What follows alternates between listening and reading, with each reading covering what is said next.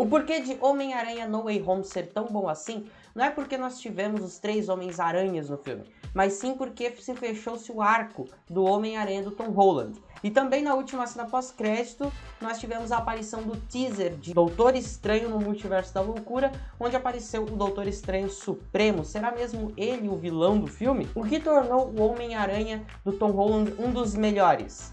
Não, o melhor Homem-Aranha do CM até agora, na exceção do Miles Morales, do Homem-Aranha de 2099, porque esses dois realmente são...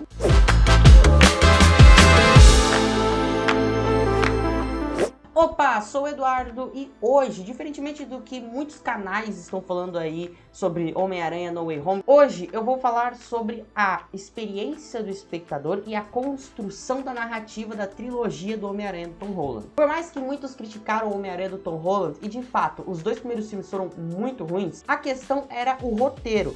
E isso foi proposital, porque se os 2 primeiros filmes não fossem tão ruins, esse último filme não seria tão bom assim como o seu like nesse vídeo. Bom, vamos lá do começo. No primeiro filme, o Homem-Aranha gosta de se apoiar bastante no Homem de Ferro, já que ele perdeu a sua figura paterna, ele já perdeu o tio Ben, os seus pais, que ainda não foram mencionados nesse UCM. Por ele se apoiar muito nas tecnologias Stark, ele não assume suas responsabilidades, está toda hora recorrendo a alguém. Ele também não sabe lidar com os problemas e acaba dando mais problemas quando ele tenta resolver alguma coisa, e ele não passa de um garoto assustado. No segundo filme, ele já começa lidando com a perda do Tony Stark, já que ele era a única figura paterna que ele tinha, ele acabou perdendo, então ele fica sozinho. Mas ele ainda assim consegue se apoiar nas tecnologias Stark, usar aquilo que o Homem de Ferro deixou pra ele. Sim, ele não tem nada de original por enquanto. E assim como no primeiro, ele acaba ainda não assumindo as suas responsabilidades, acaba não lidando muito bem com os problemas, e quando tenta lidar, acaba surgindo mais, e fica naquele enrolo que a gente já viu no primeiro filme. Eu diria que o maior problema desse segundo filme foi a quebra de expectativa do multiverso, onde era tudo fake e era só pra passar a perna nas tecnologias Stark. Então o Homem-Aranha era muito mais deixado de lado, e o interesse pelo vilão, no caso o Mistério, era as tecnologias, não o Homem-Aranha em si. Então não tinha nada contra o Homem-Aranha e tudo mais contra o Tony Stark até agora. E agora, no terceiro filme, ele finalmente amadurece, ele cresce, deixa de ser aquele garoto assustado, e com a perda da Tia May, ele acaba sentindo isso na pele. Tanto que, se você reparar, uma das cenas que mais passou lentamente, mais demorou pra se passar, foi a cena da morte da Tia May. Se não me engano, teve uns 2 ou 3 slow motions naquele quadro, fazer com que o espectador, nós, sentíssemos que a perda da Tia May realmente ia mudar muita coisa, e mudou muita coisa. Fez ele crescer, fez ele amadurecer, até a forma depois como o Tobey e o Andrew foram falar pra ele, mudou bastante ele. Então você tem um crescimento e um amadurecimento. Inclusive teve bastante cenas com slow motion nessas partes onde tem perda, onde tem parte onde o Peter do Tom Holland acaba crescendo e amadurecendo e virando realmente mais um adulto. Você tem bastante slow motion para demonstrar isso, mas cenas mais lentas, tem um quadro mais demorado para se passar, justamente para passar essa ideia. Inclusive a despedida do final, quando ele vai ter que assumir a própria responsabilidade, e ele acaba pedindo que todo mundo esqueça quem é o Peter Parker, para evitar com que o multiverso se colida. E tem bastante close nessa cena, na cara dos dois, tanto do MJ tanto do Peter, e você fica nessa cena por muito tempo, e depois no final do filme ele toma uma decisão sábia, e uma decisão que demonstra que ele amadureceu de verdade, se tornou um adulto e assumiu a própria responsabilidade de ser o Homem-Aranha, que ele não volta a falar com a MJ, porque ele sabe que se ele voltasse a falar com eles, ele colocaria a vida dos melhores amigos e da própria namorada em risco, como ele já colocou nos últimos 2 filmes. Bom, e no final ele acaba alugando o apartamento, assumindo a própria responsabilidade, e ele finalmente faz o próprio traje. E quem reparou, o traje do Peter Parker do Tom Holland, no caso o traje final dele, é o traje original dos quadrinhos. Quem pegou essa referência, deixa aqui embaixo se você conseguiu pegar essa referência lá quando você tava no cinema assistindo. E se você não assistiu, você tomou um monte de spoiler.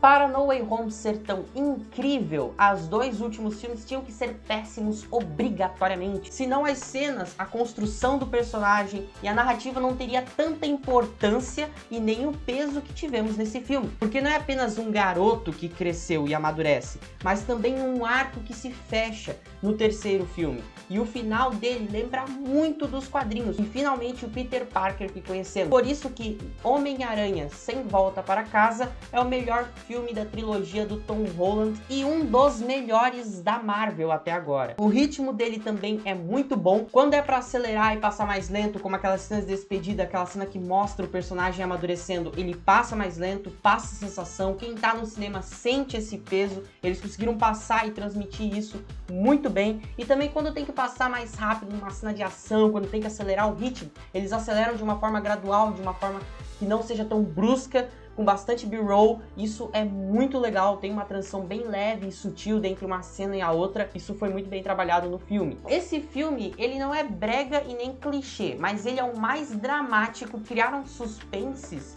em cenas que não precisavam, e nessas cenas o ritmo acaba quebrando e desacelerando, então meio que fica desconexo com o resto do filme. E a surpresa no final do filme, na segunda cena pós-crédito, nós tivemos pela primeira vez o teaser de Doutor Estranho no Multiverso da Loucura. Esse teaser nos revelou muita coisa, inclusive uma coisa que não havia acontecendo até agora, que é a ligação entre as séries produzidas exclusivamente no Disney Plus com os filmes. No caso, a série What If terá total conexão com Doutor Estranho 2, já que ele vai tratar de multiverso, e isso foi muito legal. Inclusive para 2022, 2023, a Marvel já anunciou que terá a segunda temporada de What If, pra gente poder acompanhar isso mais de perto, e vai ser muito legal. E a dúvida que ficou no ar e tem muita gente se perguntando é: o Doutor Estranho Supremo, ele será o vilão do próximo filme do CM?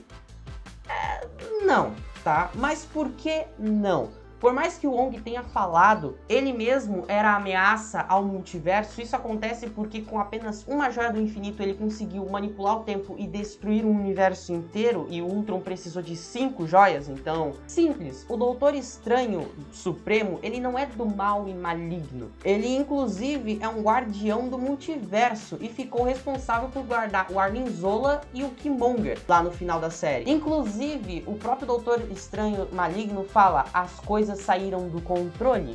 Ele fala isso porque ele é um dos caras que mais tem conhecimento sobre a magia e o multiverso, já que ele passou anos e anos manipulando o tempo e anos absorvendo poder e lendo livros de ancestrais. Então ele tem muito conhecimento sobre isso, tanto que a primeira pessoa que o Vigia vai procurar ajuda após ter dado as coisas muito ruins é o próprio Doutor Estranho Supremo. Isso acontece porque, como eu disse, ele tem muito conhecimento. Talvez esse Doutor Estranho Supremo não seja o vilão, mas seja a solução para o vilão. E aí, se isso for verdade, a gente vai ter uma luta. Aproveitando já esse clima de magia, olha só, apareceu um vídeo magicamente na tela aqui num canto. Já pode acompanhar lá caso você queira. Apareceu uma playlist para você maratonar o canal. Inclusive tá aparecendo um botão para você se inscrever e acionar o sininho caso você queira ver mais vídeos aqui do canal. Inclusive eu recomendo super. Apoia com o seu like caso tenha gostado até aqui. Obrigado a todos que ficaram até aqui. E eu te vejo no próximo take. Fui!